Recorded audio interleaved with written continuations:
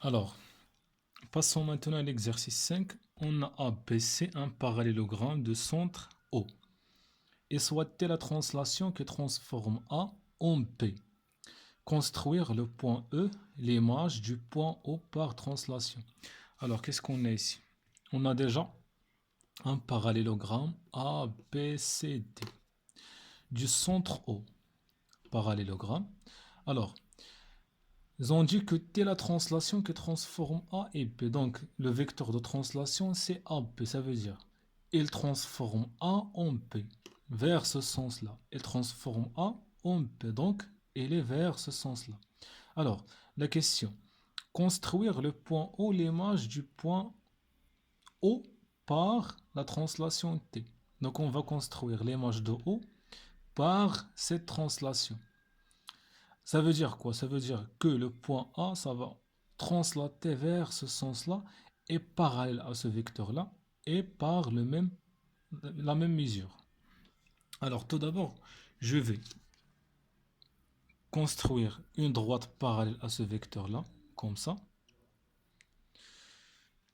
Je sais bien que mon image, ou bien l'image E, doit être ici parce que je vais aller vers ce sens-là. Et je prends la même mesure de mon image, de mon vecteur AB. Par exemple, ici, je vais mettre mon image là. Donc c'est E, ça va être ici. Très bien. Donc je vais la dessiner par une autre couleur pour qu'il soit lisible. Voilà. C'est bon. Donc vous pouvez remarquer que ces deux vecteurs sont égaux, sont parallèles, ils ont la même distance, même sens, même direction, etc. Alors, la question qui suit, déterminer l'image du point D par la translation T. Alors, je vais chercher un vecteur égal à AB et son origine c'est D. Alors l'image ou bien le vecteur égal à B c'est DC. Alors par exemple ici on a le vecteur OE égale à B. Ça veut dire que E l'image de O. Alors on a ici, puisque AB c'est T, un parallélogramme, ça veut dire le vecteur DC égale à AB. Alors on a B c'est l'image de A et C doit être l'image de D par cette translation parce que D ça va translater par le même vecteur vers le point C.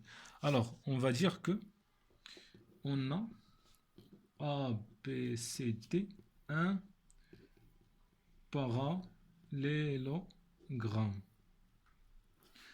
Donc, on a le vecteur AP égal au vecteur DC. Parce que AP, c'est D, un parallélogramme. Ça veut dire ce vecteur-là égale ce vecteur-là. Alors, l'image de A, c'est P. Alors, l'image de D, c'est C. Donc, on va écrire T ou bien C, l'image de T par la translation T. Donc, C, c'est l'image de T par la translation T. Très bien. Voilà. Donc maintenant, on va montrer que OD égale à la vecteur OC. On va montrer que ces deux vecteurs sont égaux. OD, pardon,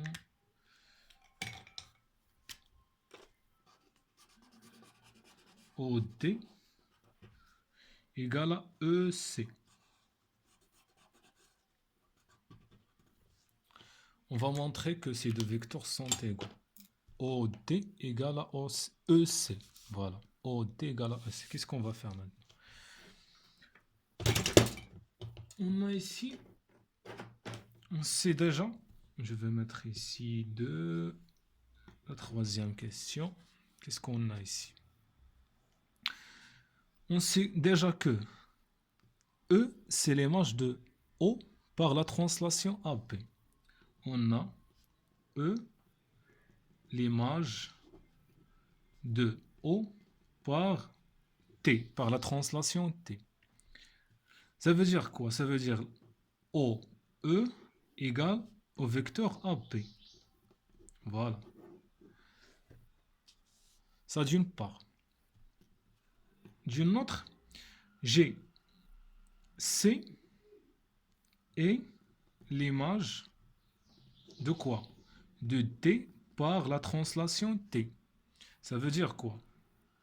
Ça veut dire TC égale à AP. TC égale à AP. On a OE égale à aussi AP. Je vais le nommer 1.